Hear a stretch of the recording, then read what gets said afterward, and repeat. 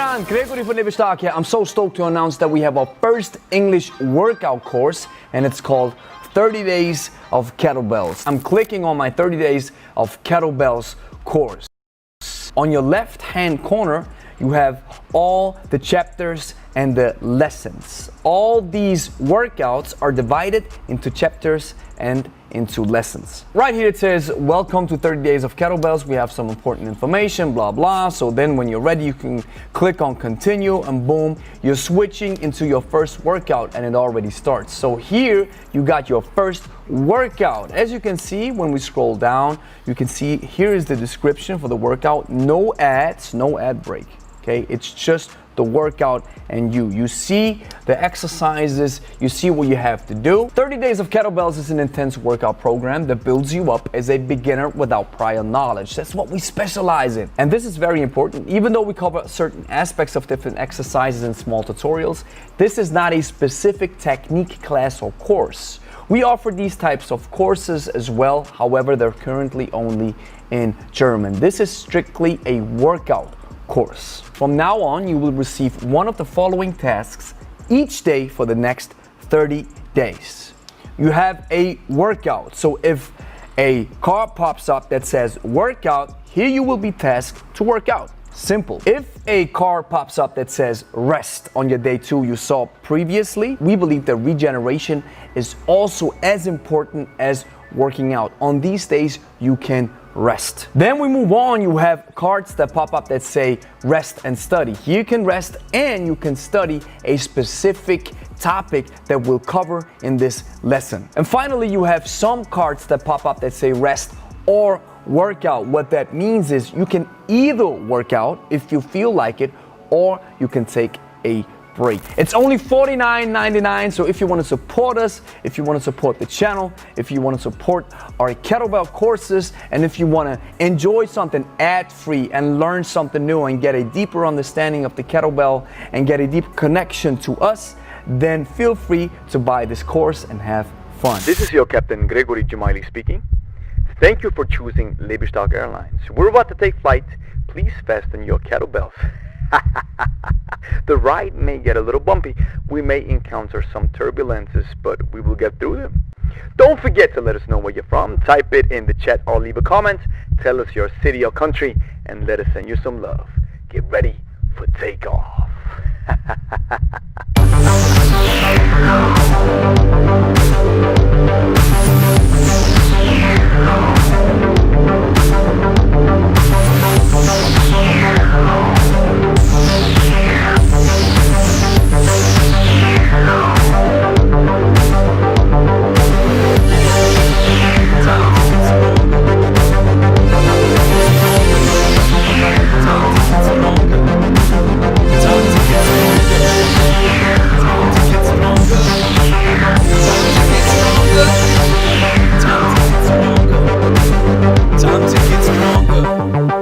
Time to get stronger.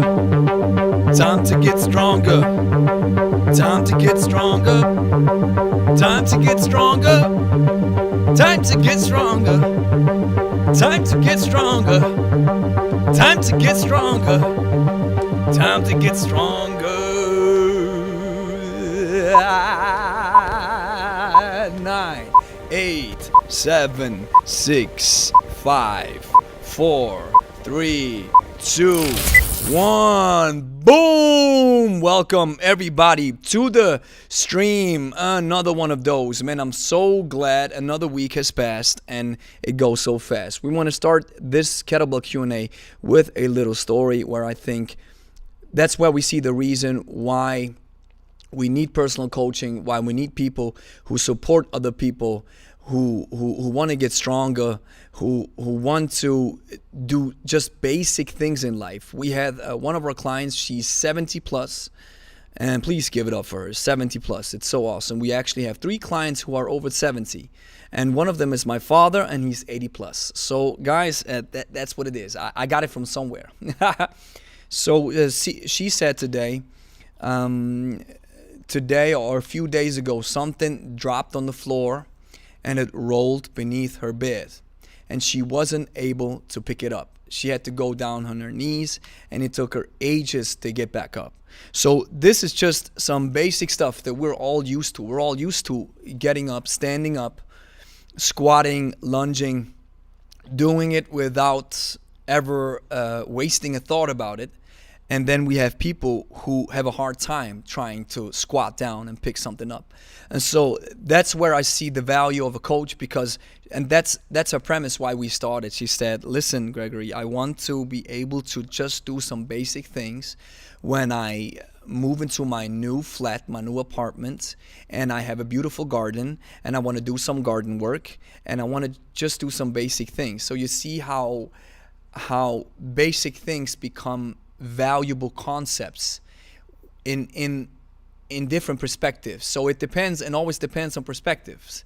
And this was just so awesome, because I told her, and she asked, Gregory, do you think this is possible? You think we can make it? That I will be able to squat one day? And I said, yes, we will be able to do this one day. And now we're starting with some TRX squats where she still can have some base of support. And these moments are crucial, because I believe that's the reason why we need coaching. And another story is one of our clients got thrown out of his job because he was coaching people too much. So you see how crazy these situations are. And I think this is another, how can I say it, another situation, another sign that the corporate fitness world, most of them, I'm saying most of them, not everybody of course, but most of corporate fitness businesses are not there to help you. They're there to make money. So that's what it is, guys. So let's jump into the stream, guys. But let's have an ad break first. My name is of no importance to you. Just know this. I sponsored today's video of Lebe. In the back you see my friend Igor. We are both hunting for good kettlebell channels. Make sure you like and subscribe to the Lebe YouTube channel. Or else, comrade, we can't consider you to be a true student of the art of kettlebell training. So you heard him. Thank you very much for sponsoring this video. So guys, like and subscribe to the channel if you haven't already. So let's dive into this. We want to welcome you to another kettlebell Q&A. Always remember, guys, the focal points of these Q&As are the live Q&A. And if the question comment section is lit, then of course I'm going to answer your questions. And at the same time, we have some stuff that we want to provide and we want to share with you. And this is so important, because the main point of this Kettlebell Q&A podcast will be constructive criticism and unsolicited feedback, or fitness advice, excuse me. But first, we want to go into a little introduction, and because we want to tell you who we are and what we do, because we see that about 60% of the views that are coming into our channel, and by the way, we've seen a huge surge of views, 60% more views than usual, which is big. We see it with the subscriber numbers. We see that the reach has grown. We are incredibly grateful for this. So thank you guys. If you have already subscribed to the channel, thank you very much. And if you guys want to take it a step further, you can join the Kettlebell Club. What is the Kettlebell Club? The Kettlebell Club is a step further if you want to financially support our YouTube channel. If you think that the value that we're sharing with you is not only worth your time, but is also worth your money, then you can join the Kettlebell Club. There's a small join button beneath the video. You can click it, and it costs you $5.95 per month. And what it gives you is you can financially support us, like I already mentioned, and you will get a shout out in our Kettlebell Q&A sessions once we have some more members. And the second thing that you get is a small LS sign next to your name if you post a comment. So that way other people say, hey, you belong to the Lebe tribe, which is cool, isn't it? Now, who and what is Lebe? Maybe you ask yourself this question, which I believe is a critical and crucial question.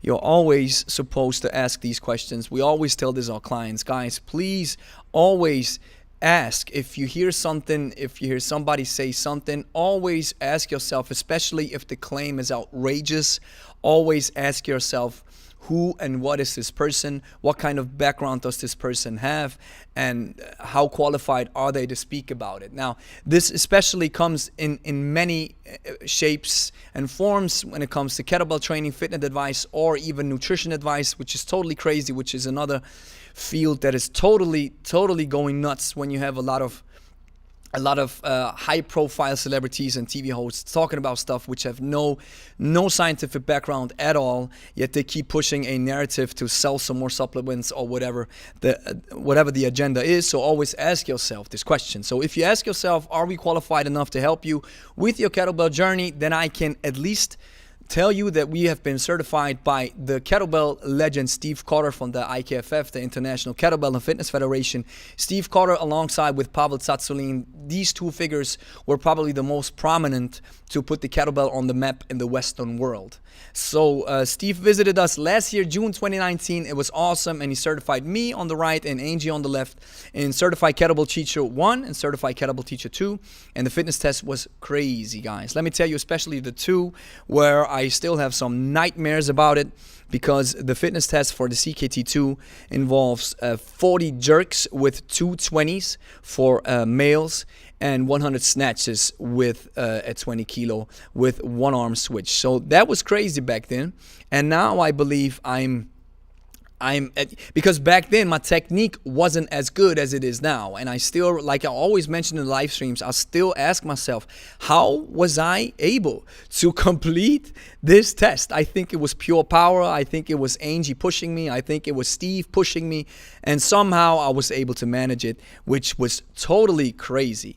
And at the same time, guys, this is so important. Please always, whatever you hear from me, whatever you hear from other people, like we have already, this is a beautiful segue from critical thinking into this statement: I'm not your guru. So no matter what you hear from me, no matter what you probably hear from other coaches, don't always take it 100% at face value. Always do your own research, listen to what people are saying, listen to more voices, listen to more sources, and then form your own opinion. And please, I think it is vital, especially that we see that the kettlebell channel is growing.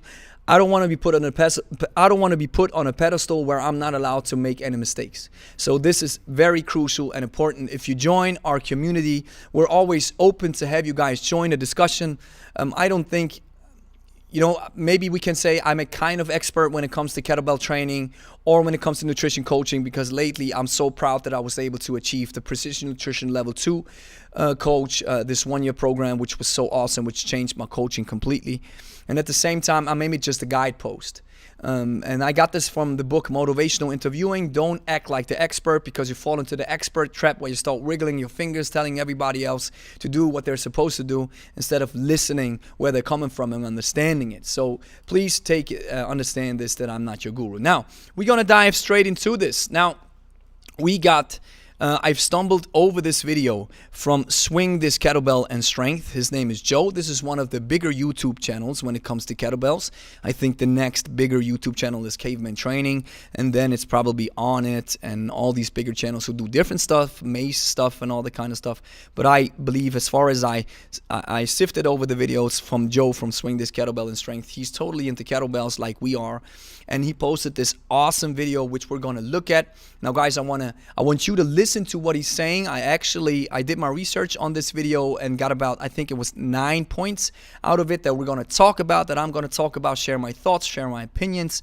And at the same time, please remember, guys, this is not black and white. This is just opinions, because what he's saying, bad kettlebell form and bad influencers, what point should we say something and how? I don't think this is carved into stone. This is something that has to be looked at from different perspectives and different angles, and it comes to coaching identity, which we're going to talk about later. But now we're going to check out the video from Joe. Let's jump into it. And let me switch on the display capture that you guys can hear what he's saying. I think you should be able to hear what he's saying. A form check for someone's kettlebell swing or snatch. So just guys, just give me a second. I want to make sure that you hear the audio. Okay, you guys are hearing it. That's awesome. Now let's listen what Joe has to say when it comes to bad kettlebell form and bad influencers, and at what point should we say something and how. Hey everybody, it's Joe. How are you? Here's a topic that's been huge for a very long time. Let's call it unsolicited fitness advice. Uh, so this is such a gray area, and it's just, I don't know. It's as a professional trainer, as a person, especially with social media being what it is now. As a person that is a professional kettlebell sport coach or kettlebells that has over a decade of experience and coaching technique and everything, at what point are we possibly held accountable to make a comment on someone's post? Say they have 275,000 followers and they're picking up a kettlebell and showing their form and, telling people, try this, this is a great burner workout or whatever. I want to say something, not in the way to cause any issue or pain or intimidation or embarrassment or anything. I think a lot of us genuinely want to help, because at what point do we not say anything that allows terrible form to continue to go unchecked by these people that, it's basically the internet is like, look good, bad form. That is kind of what pushes the envelope. It's getting so much out there just because a person might be ripped or maybe they're muscular or whatever they have. Let's just say they have a huge amount of followers and people that look up to them, and they're going to immediately try this thing. Is it a safety thing? Or if I go to say something, at what point is it people getting upset or like calling it mansplaining? Or I don't know. I've seen it all. Like, I genuinely want to help people not hurt themselves with kettlebells. I don't say anything about powerlifting. I don't say anything. I talk about what I know. And I think a lot of people feel this way. It's any gender, it's any age. It doesn't matter. It's people. At what point should we say something? At what point should we make a comment? More importantly, how do we approach this without someone getting really, really pissed off or embarrassed or something? Like, what's the way to do it? Is it send a direct message? It's like, hey, I genuinely want to help you. I've been through this. Looks like you're a beginner as well. I don't know. I really want to figure the best way to do this because it's rampant. It is so bad. It's so true. Like, I'll get on Reddit or something with kettlebells, and you'll see someone that has very, very little experience with kettlebells writing a 400-word essay on a form check for someone's kettlebell swing or snatch or Turkish get-up or something like that. When they really don't have too much business because they don't have the experience. A lot of times that when you give that much information to a person that's just starting out, it's too much. It's not going to allow them. They're going to get frustrated because they're not perfect right away or something like. Totally. But anyway, let's forget that. There's just so many things in the industry now. Let's just use kettlebells, kettlebell sport or anything. At what point and how do we bring up the fact that someone's form is so bad that it should be corrected, to keep that person from getting hurt? More importantly, from the people that they are showing or passing on their information to from getting hurt. So I would love to know your thoughts on that. What I could do is like, because I make money. I make my living basically on the internet anymore. And I don't want to see people blame bad form kettlebells for the reason why they're getting hurt, because they saw it from someone that literally picked up a kettlebell 30 days ago and is now doing a 10,000 kettlebell swing challenge from Dan John, which is great, but not for a person that's 1 month into it, no matter if they have a 47 pack or they're 260 pounds, 10% body fat. 47 or they're wearing shorts that show everything they have. I mean, it doesn't matter. But just let me know what you think in the comments below. Right. I'd love to approach this topic with people and videos that I see in a way that's not going to piss people off. Swing this. So, as you have heard, this is such an interesting topic, which I think we can discuss and we can talk about, because I picked it up, and I think because we are doing reaction videos, I think it is vital for us to let me check if the stream is performance mode. Give me a second. All right. So I think it is so crucial and so vital that this can be addressed, and I like that Joe from This Kettlebell and Strength is addressing this, and I really, really, really like the way he speaks. I like his soft-spoken yet determined voice, and I like that he's talking tentatively. He kind of talks with some questions involved in his talking. He's not rude. He's not determining. I really, really like what he's saying. So let's jump into it and see what kind of points I extrapolated from his video. But first, let's check another word from our sponsors. Stravo, my name is of no importance to you. Just know this. I sponsored today's video of Lebe. In the back you see my friend Igor. We are both hunting for good kettlebell channels. Make sure you like and subscribe to the Lebe YouTube channel. Or else, comrade, we can't consider you to be a true student of the art of kettlebell training. So you heard what he's saying. Like the video, subscribe to the channel if you haven't already. Now let's dive into the points. Now, I believe he was talking about being held accountable. Now I'm saying certified coaches who know their stuff are not to be held accountable for not saying anything, or for saying anything in that matter. This, I believe, is preference. It would certainly do good, however. So I think it is a good thing if you say something. We will talk about, and I saw a very fitting post just before I started the live stream, which I'm going to share as well, which probably sheds some light on how we're supposed to do it. But I don't think it depends on identity. Now, if you feel like you want to say something, say it. If you feel your identity is to not go online or to not say anything because of whatever reasons, and this is your coaching identity, and you feel strong and you feel convicted with this identity, then do it.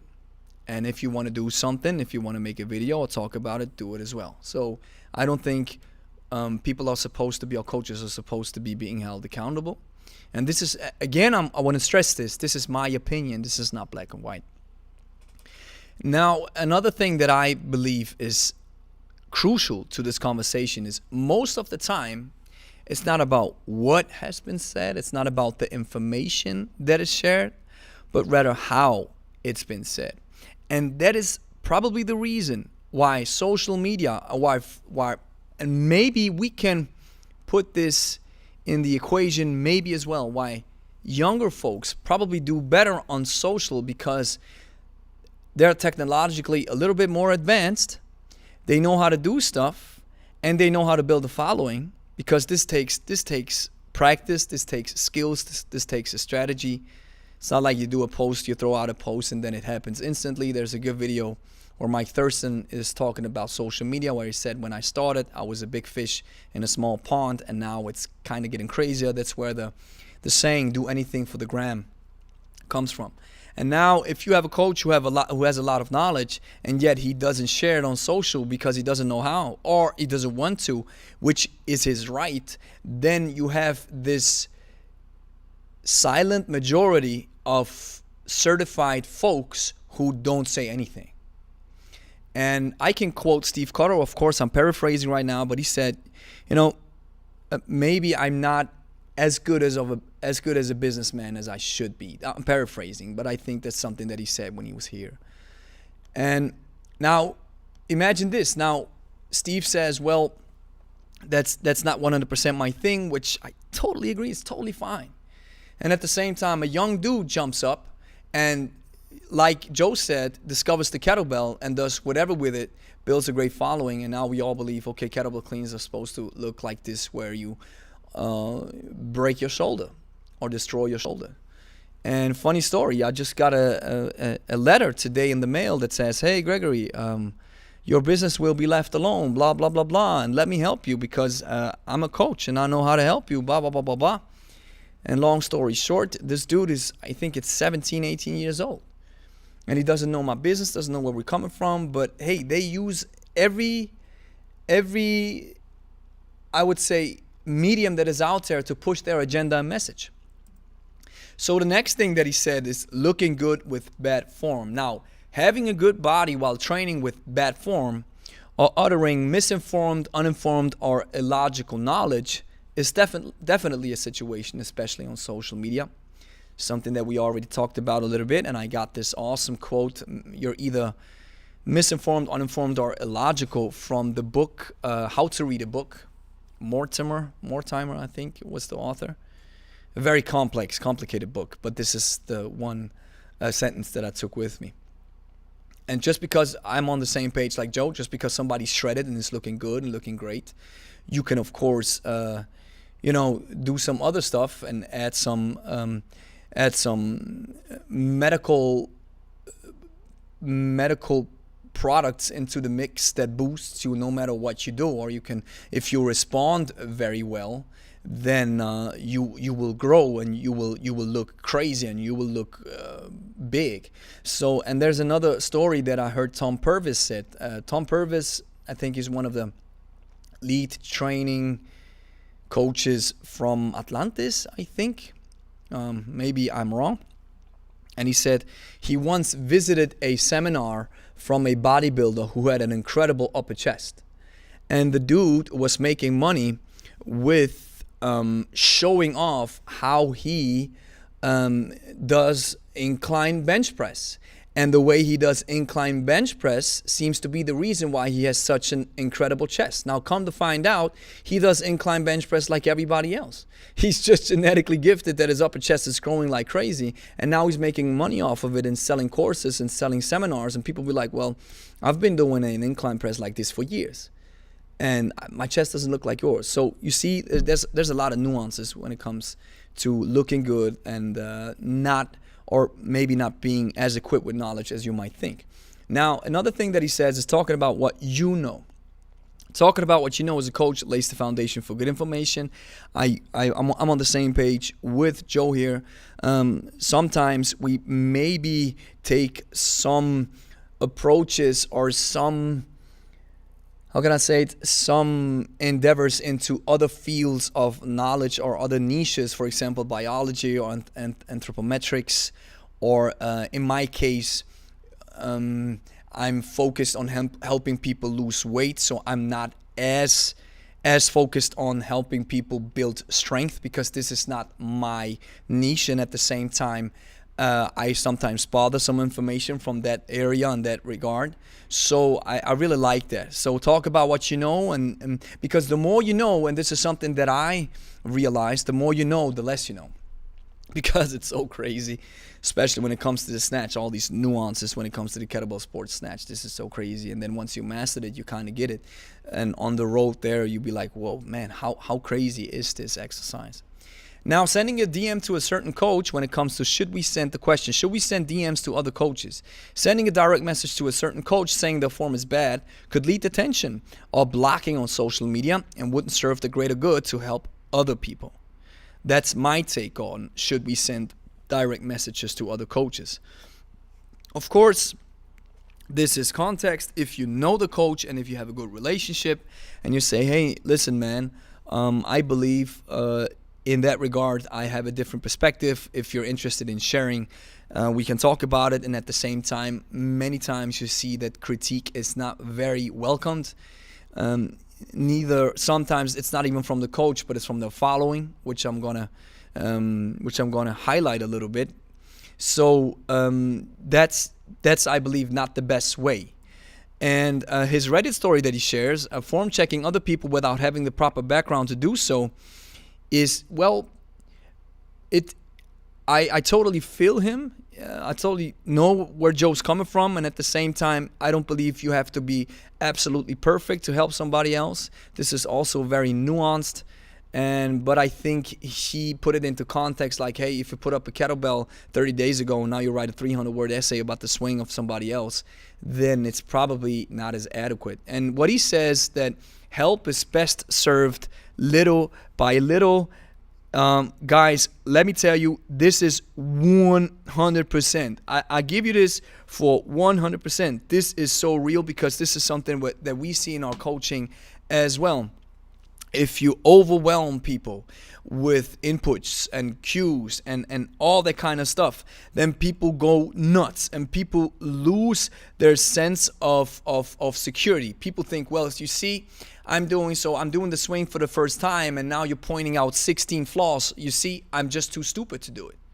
So you have to be very careful. I feel Joe 100% with this. So, well, we have discovered this to sometimes let people do the exercise and maybe do it wrong, as long as it's not form breaking or it doesn't hurt. If you do a kettlebell swing with an 8 kilo kettlebell for 1 minute, it's not going to break your back. So then you probably will discover, what am I doing wrong? And from that point, we always say, hey, how does it feel?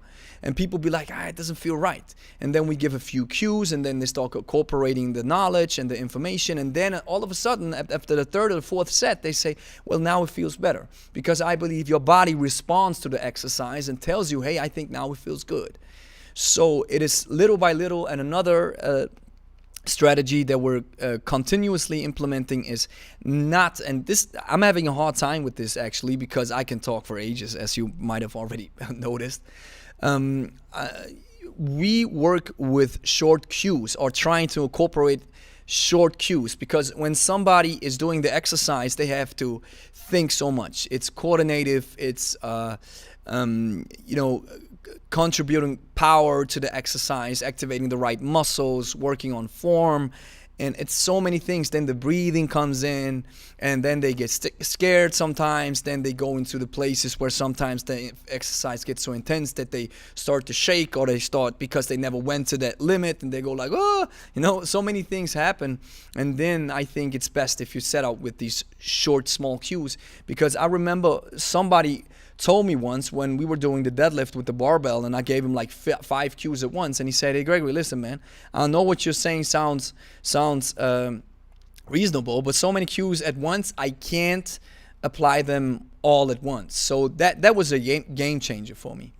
And now the problem with challenges, now he was talking about the should you do the 10,000 swing challenge by Dan John. Now I think the problem with challenges is that they're not individually set, and they can cause injuries, drama, and problems with participants. This is something that we have experienced.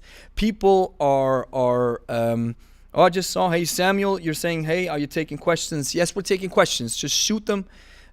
Guys, if you have any questions, I'm just rolling with the flow, and if you have any questions, just ask them in the stream, because this is what the stream is all about. And I'm gonna look at the questions a little later. So the problem is, and we saw this with our coaching, we did a challenge this year, which we're gonna do the next year, but we're gonna do it differently. And we saw that people kind of went nuts with this challenge. And this is something that we have to change. And I think challenges are good, but my experience, I don't think they're as necessary. Because if we look at the principles of coaching and adaptation, the first thing that you want to look at is individualization. So challenges are like, hey, do a certain amount of reps and go ahead, do it. So it's not individualized. It's not, the specificity isn't there. We're specified in helping people lose weight. So maybe somebody wants to get strong or wants to get rid of their back pain, or somebody just wants to lose weight. So all these kind of questions, then you have to use progressive overload, which I think why research or kettlebell research is so limited, because they're using only a 16 kilo kettlebell, which they say is the golden standard for kettlebell research, which I think is not the best way to go. And then variation is the fourth point, which we actually started to decrease a little bit. I always thought about variation is so important, and now I'm realizing in my own training, I'm always doing the basics, and now in the coaching, we realized that we're doing too much variation. We have to do more of the same stuff, and then follows adaptation and recovery. So that doesn't mean the challenges don't work, but me as a personal trainer coming from this background, why I believe one-to-one coaching is the most valuable thing that you can give a human being, I don't think challenges make that much sense from my perspective. And I love this. I got this from Joe Dalio from the online training coaching program from Jonathan Goodman. He says the goal is to provide the minimal effect. When it comes to training is to provide the minimal effective dose to produce the adaptations you want without any of the things you don't want, like excessive soreness or nagging injuries. This is good stuff. Now to the final question, guys, is how should we approach bad form? This is probably the elephant in the room that we're going to talk about. Now, how should we approach it, and at what point? I believe we can and maybe should offer criticism as long as it stays within respectful parameters. Rather than DMing the coach or writing a comment on their video, I'd rather do a video about it if it's still on my mind days later. This is something that I've developed doing these reaction videos, where I'm like, oh, that looks like a good video to react to, and then I forget it, so it's not worth it. And some videos are stuck in my mind, and then I think, okay, let's do a reaction on it. So, and even people think like, okay, we're known for reactions, which I think is funny. It's like a fraction of our videos. We have 600 plus videos on our YouTube channel, and about 11 are reactions. But they gain a lot of traction. That's why people think, hey, we're known for this.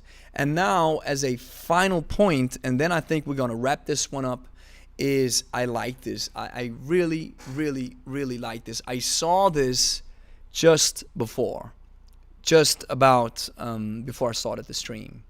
I was scrolling through Instagram, and I believe, Joe, if you're seeing this, this is probably something that we can apply, or kettlebell coaches can apply, or any coaches can apply generally, and that is, don't hide your observations about people. And this is Ray Dalio. Oh, I've written his name wrong. I said Ray Dalio. Diallo. That's a song from Wyclef Jean. Ray Dalio. Man, I completely Oh, I'm sorry, man, Ray. I'm so sorry. But you see his name there correct, Ray Dalio. He says, if you hold opinions about people that are relevant to how they are measured, and you don't openly explore them, and he goes pretty far, it is both unethical and ineffective, because everyone should have the right to confront the accuser or the person who offered constructive criticism. And you can't be sure that you're right. And I love this. So you need to stress test your view. Big stuff. Doing that will help you and them. Explore them openly with the goal of figuring out how you and your people are built, so that the right people can be put in the right jobs. Explore them openly. Wow. So when we look at what Ray Dalio is saying, he says, man, if you have an observation about a certain coach, don't hide it. Put it out there. And my humble addition would be, keep it respectful. Keep it in those respectful coaching manners. Even if it's completely outrageous, which is sometimes not easy to do. To stress test your point of view. This is big stuff. And the final one, it's probably impossible to not piss other people off when offering advice, because he says, can you offer critique without making folks mad? I think it's probably impossible to not piss other people off when offering advice on what another coach is saying, or just your take on it, even if it's solid and valid. And I want to mention this video that I did about Jack Black. my main point was to react to Jack Black. I didn't know Mark Wildman back then. I just saw a few videos about him. And in that video, I'm just asking a few questions and I'm offering some statements that I don't understand or that I think differently. My view differs in some situations from Mark. But can you see the dislike ratio? It's 56 likes and 144 dislikes. And the comments are outrageous. The comments are so crazy. I was like, what happened? And then when this hit, I went back to this video. I rewatched it. I was like, hey man, what happened? Did I say something so utterly despicable and stupid and crazy? I rewatched it and I was like, no, I don't think so. Maybe I'll rewatch it in 5 years and maybe I'll say something different. But right now I'm like, I don't think so. But people got really emotional. And I'm going to show you one comment from this one gentleman. He was, and that's just a small fraction of what he posted. He posted, like Joe said, an essay. So he says, here goes. Just quit your job. Stop doing videos. You're doing more harm than good. The people you coach are better off binge watching Netflix on their couch and eating ice cream than destroying their bodies training with you. Let Mark Wildman and Satsulin do it. They know better. And I was like, whoa. So, you know, this is actually, this is how crazy that was. And there's a lot of comments on there that I checked out and I was like, okay, well, some comments might have some merit because that's what a lot of people say when it comes to this channel. They say, well, you're doing reaction videos because of views. Well, this is actually a practice to get some views. And I'm totally honest about it. I want to get some views. If I see a celebrity taking a kettlebell, then of course maybe I'm doing a reaction video to it, like the Joe Rogan video, where I think his alternating double clean is crazy the way he does it. So, and he probably hurt himself. So I made a video about it because Joe Rogan's a celebrity using kettlebells. But my aim and my identity as a coach is not to bash other people and not to talk down. However, I found out that this can be completely misunderstood. Your intentions, how to say it so beautifully, the road to hell is paved with good intentions. I was like, no, I have good intentions. To shed some light on that technique that Rogan is doing. And even there was some comments like, hey man, you're stupid, all these online coaches, blah, blah, blah. People go crazy and nuts. So there's another probably factor that comes in and chimes in when you want to do some reaction videos. You're going to piss some people off, which is normal. And now, I think for this one, we will check this one out the next time. Now we have some Q&As. I see that the chat is not lit. The Q&A is not lit, guys, which is totally fine. It's totally fine. And now I think we're going to end this video. Guys, if you have any questions right now, let me know. Shoot them off. And I think then we are done. Guys, thank you so much for joining the stream. You see, I love doing this. I love talking about the kettlebell. This is such a huge passion. Fitness training in general. I've discovered this. I can talk about it for hours. And guys, thank you so much for joining, subscribing. Check out our 30 Days of Kettlebells workout. Join the Kettlebell Club if you think this is we're serving you some value. And catch you guys on the next one. Don't forget, you got Angie coming up on Thursday, 11 a.m. Yes, 11 a.m. with our Central Eastern Standard Time with her live workout. And Angie and me, we're going to be live again on Saturday on 12 p.m. Central Eastern Standard Time. So make sure you guys join. So, oh, wait, I have a question. Uncertainly. wait. Shoot him off, brother, and I'm listening. Thank you as always, Matthew. You're welcome, brother. Thank you so much. How would you coach someone who can't stop using their shoulders as the driver for the swing? Pulling it, right? Pulling it with the arm and then filling it all in the arm and in the shoulder. This is something we always use the cue, relax your arm. Completely relax your arm. And then we do the kettlebell swing, or we try to mimic the movement, which we believe the movement has 5 phases. You're starting in the hinge ready phase, then you got the back swing, then you got the hip extension. We believe that the handstand swing is the best version, so why phase 3 is the handover phase, where you switch to kettlebell. Then the amortization, and this is what you're probably talking about. This is the hardest thing to do for beginners to learn, is the amortization phase, because there's 2 instincts involved. Once the kettlebell drops and gravity is doing its thing, people are scared instinctively to pull their hips back because they want to protect what's down there. And the second thing is, we are used to bending over once something is in our hand and reaches the floor. So we bend the spine and we pull the hips back. So these are instincts that this person or your client has to override. And then what I would advise you to do is to just not use a kettlebell. Go through these phases. Check out the phases of the kettlebell swing. There are 5 of them, like I mentioned, and you go through them step by step. You can go through, I think it's one of our first kettlebell Q&As where we were talking about those 5 phases. I think we have a video online where we talk about those 5 phases only. It's about, I think, a 5-minute video. Check it out. You can search it on the YouTube channel and use it without weight. And then they get a hold of it. And then what is also very interesting is just let them work. We always let them work, beginners, for 1 minute. Once they got all the cues, all the information, then we let them work. And the kettlebell flies, and then the arm starts burning. And then for the next one, you start on the cue to, hey, completely relax your arm. Your grip is very important. Keep the kettlebell in the so-called finger grip up here, not in your palm, because once you grab the kettlebell in your palm, this activates your flexors, which can cause that your whole arm has tension once the kettlebell drops. So make sure that the kettlebell is very lightly in the finger grip, just easily. Even with the handover, when the kettlebell falls, make sure you don't mess with the gravitational trajectory, that the kettlebell starts flipping or moving, or that any torque is getting involved. So, well, this is, you see, we talk about the kettlebell like it's science, and I think it is. So I hope I was able to help you. So thank you for the advice and the content. You're very welcome, brother. Thank you for joining. So guys, we catch you on the next one. Subscribe to the channel, like the video. Peace out. Guys, I want to talk to you for a second, because now it's all about your subscription. I really want to we want to earn your subscription. We want to earn it with hard work.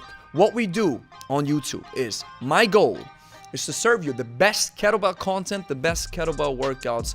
There are highest quality content on this platform. This is a huge goal, I know, but I'm driven.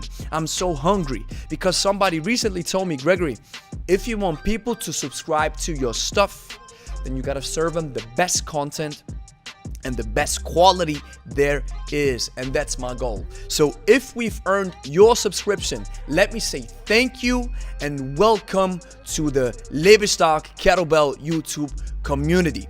Now you see the schedule on my left. We have on Tuesdays, you can tune in and check out our live Q&A where you can ask questions about the kettlebell. On Thursday, we're starting a new format where you have a live kettlebell workout with Angie. You know she's a beast, right? And then on Saturday, we have 12 p.m. our standard workout where Angie and me are getting down with you guys to get the workout done. And you see these people on the left, these names, these are folks who donated to the stream. These are folks who joined the Kettlebell Club. You can join the Kettlebell Club right now, and you can financially support us if you want to take a step further. And that's what we do. So thank you so much for watching, and we'll catch you on the next one. Peace out. I'm so stoked to announce that we have our first English workout course, and it's called 30 Days of Kettlebells. I'm clicking on my 30 Days of Kettlebells course. On your left hand corner, you have all the chapters and the lessons. All these workouts are divided into chapters and into lessons. Right here it says, welcome to 30 Days of Kettlebells. We have some important information, blah, blah. So then when you're ready, you can click on continue, and boom, you're switching into your first workout, and it already starts. So here you got your first workout. As you can see, when we scroll down, you can see here is the description for the workout. No ads, no ad break. Okay, it's just the workout and you. You see the exercises, you see what you have to do. 30 Days of Kettlebells is an intense workout program that builds you up as a beginner without prior knowledge. That's what we specialize in. And this is very important. Even though we cover certain aspects of different exercises in small tutorials, this is not a specific technique class or course. We offer these types of courses as well, however, they're currently only in German. This is strictly a workout course. From now on, you will receive one of the following tasks each day for the next 30 days. You have a workout, so if a card pops up that says workout, here you will be tasked to work out. Simple. If a card pops up that says rest on your day 2 you saw previously, we believe that regeneration is also as important as working out. On these days, you can rest. Then we move on, you have cards that pop up that say rest and study. Here you can rest and you can study a specific topic that we'll cover in this lesson. And finally, you have some cards that pop up that say rest or workout. What that means is you can either work out if you feel like it, or you can take a break. It's only $49.99, so if you want to support us, if you want to support the channel, if you want to support our kettlebell courses, and if you want to enjoy something ad-free and learn something new and get a deeper understanding of the kettlebell and get a deep connection to us, then feel free to buy this course and have fun.